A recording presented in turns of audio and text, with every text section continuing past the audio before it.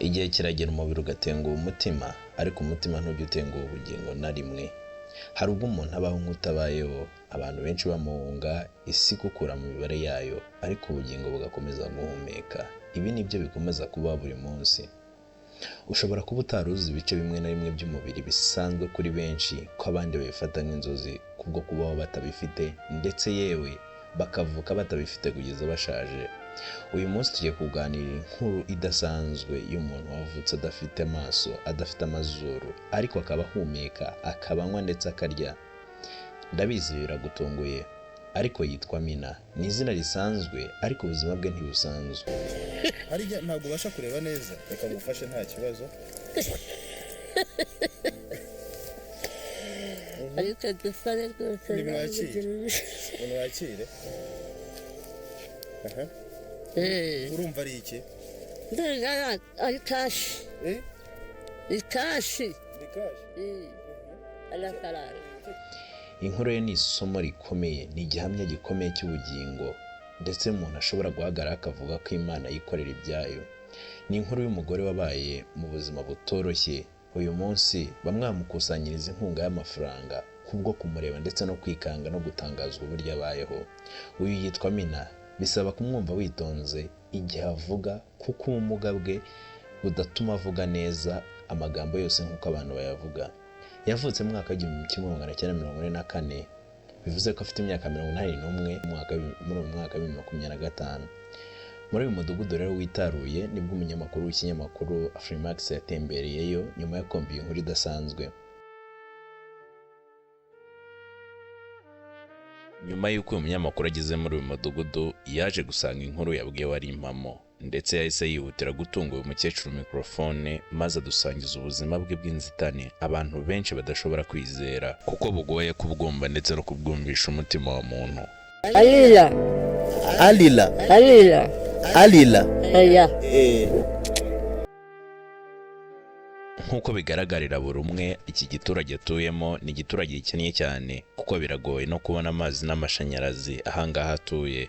Ariko Amina nk'uko abyivugira mu mazina ye, avuga ko ahakunda cyane. Yadusangije inkuru ye y'ubuzima bwe n'uburyo yatangiye kwibona mu ubu burwayi. Yagize ati, njye mvuka navutse nk'abandi, ariko mvuka mfite itandukaniro nabo, kuko nari mfite utuntu tw'utubyimba ku ruhu. Ababyeyi banjye ntako batagerageje ngo bamvuze, ariko byabaye iby'ubusa. Yari afite ibibyimba ku mubiri, bikagenda bikura cyane bimunga amaso. Abaganga bagerageje kumubaga ndetse n'imbere mu mubiri, ariko biba by'ubusa, n'isura ye ntiyasubira mu buryo. Akomeza kuganira agahinda ke, avuga ko niyo yanyuraga ku muhanda abantu bamushinyaguriraga, bamuteraga ubwoba, batekereza ko ari inyamaswa y'igikoko cy'inkazi, bagatera hejuru batakamba, nyamara ntibari bazi ko ari umuntu nkabo. Mu magambo yuzuye ishavu n'agahinda yatunyuriyemo mu nkuru yiwe y'uko yabatijwe, agira ati, no kubatizwa byari bigoye. Padiri yarambonye ati, Imana ikora ibyo ishaka, ati Imana ibyo ishaka nibibe, maze arambatiza. Ubuzima bw'uyu mukecuru bwabaye bugoye cyane, uhereye ku ivuka rye kugera n'ubu. Yahuye n'akaga gakangaranye cyane, kuko guhumeka, kurya no kunywa byose byari bigoye.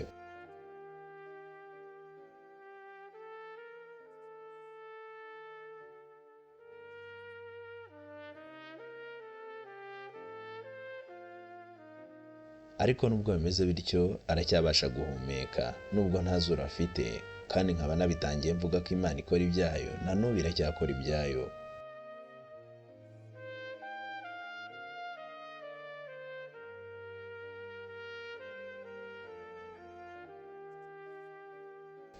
Uyu mukecuru rero kimwe n'abandi bafite ubumuga, abantu bose bashobora kugerageza guhunga no guhutaza, ngo yahoraga atekereza ko nta muntu ushobora kumukunda cyangwa se ngo amwemere, kuko yibonaga asa n'utandukanye n'abandi. Ariko ngo umunsi umwe yaje gutungurwa n'umuntu w'umugabo waje kumubwira ko amukunda. Icyo gihe ngo Amina yari afite imyaka 30, ngo byaramutunguye cyane, bimubera nk'igitangaza mu maso. Babyaranye abana babiri, ariko nyuma baza gutandukana. Birumvikana kuba atandukanye n'abandi si byo byatumye batandukana, kuko yamushatse abizi ndetse abireba. Ahubwo nyuma y'uko batandukanye, indwara yaje kumufatiramo mugaza noneho igihe kirekire, ariko avuga ko nubwo arwaye gutya ahubwo ari Imana yamurokoye kuko agereranyije uko yari arwaye yari bunapfe.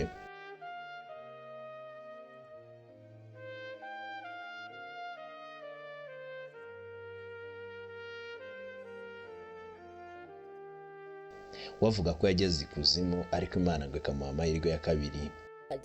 nageze n'ikuzimu ahubwo wageze ikuzimu nagezeyo ngarutse usanga rero sinabasha kureba ndanatuye yarapfuye ntabwo utavuze cyane ntabwo ushobora Kugenda wenyine biramugora cyane cyane nk'undi muntu wese udafite amaso kuko agenda agonga ibikuta akayobagurika rimwe na rimwe akisanga hasi. Si buri gihe rero abona umuntu wo kumurandata, nyamara aba akeneye umuntu wo kumurandata kugira ngo abashe kugenda yikura aho ari. Nk'uko natangiye mbibabwira rero ni ibintu bigoye kandi ndetse byagiye bigora uyu mukecuru Amina, akavuga ko byagiye bimubangamira kubaho nta maso, adashobora kurora iyo ajya, kurora ikintu na kimwe, byose bikaba akoresha umutima na roho gusa.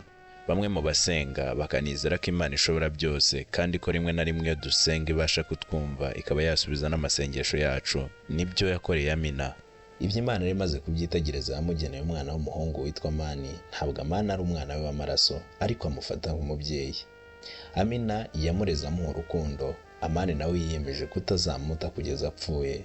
Mu burwayi rero bw'uyu mukecuru, uyu muhungu Amani niwe yemeje kumuba iruhande ndetse yiyemeza kumuba hafi ku gato na kanini ndetse akamuba hafi nk'umubyeyi. Uyu Amani nk'uko abyivugira yavuze ko yafashe umwanzuro atabigishije inama abandi ahubwo ari umutimanama we wo kumva ashaka gufasha uyu mukecuru.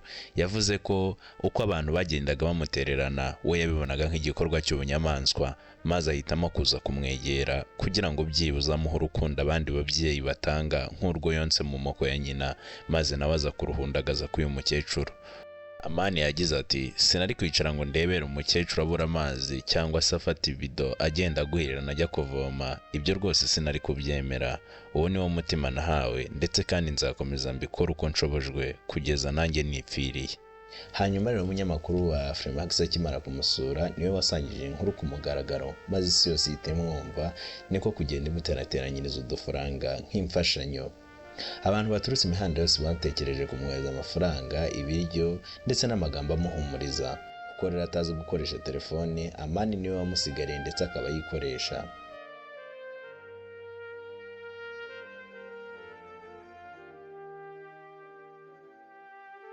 Nk'uko twabivuze tugitangira rero, ubuzima babayemo ntibworoshye ndetse n'inzu babayemo ni inzu mbi cyane iva ikuzura amazi. Abahanga ndetse iyo bayitegereje bavuga ko ishobora no kuzabagwira mu gihe kitari gito.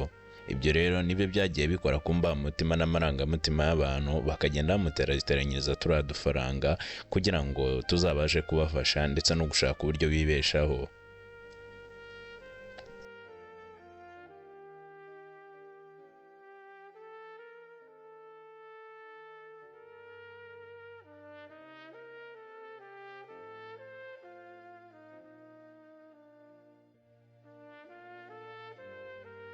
Uru rugendo rwa gatatu rwa Afrimax nyuma y'uko bari babonye umuntu ubabaye nirwo rwamufashije kubona udufaranga tumwe na tumwe yakusanyije kugira ngo abashe kwibeshaho. Amani yavuze ko bagiye kugura amadirishya, inzugi ndetse na sima kugira ngo bubake inzu nshya maze babashe kwikuramo ubukene. Gusa nubwo abivuga bwose yirema agatima ariko biracyagoye kuko amafaranga bafite ntabwo ashobora kubatunga ngo avemo n'inzu n'ayo madirishya bashaka ngo bizahite biboneka. Biracyasaba indi nkunga ikomeye. Niyo mpamvu tubasaba bakunzi mwese mukunda ibi biganiro ko mwanyura kuri link iri hasi maze mugakomeza gushyigikira uyu mukecuru. Ntabwo biba byoroshye kuba mu buzima umeze gutya, ariko hamwe n'Imana ndetse n'abantu birashoboka kandi byakunda. Njye ndi Intiti, iyi ni Moadox.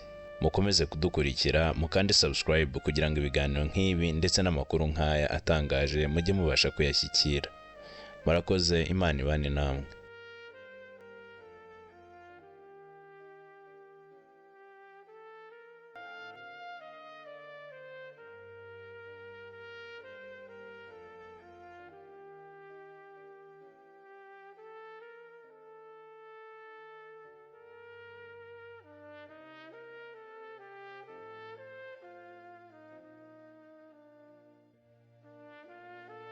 Njye ndi Intiti, iyi ni Moadox.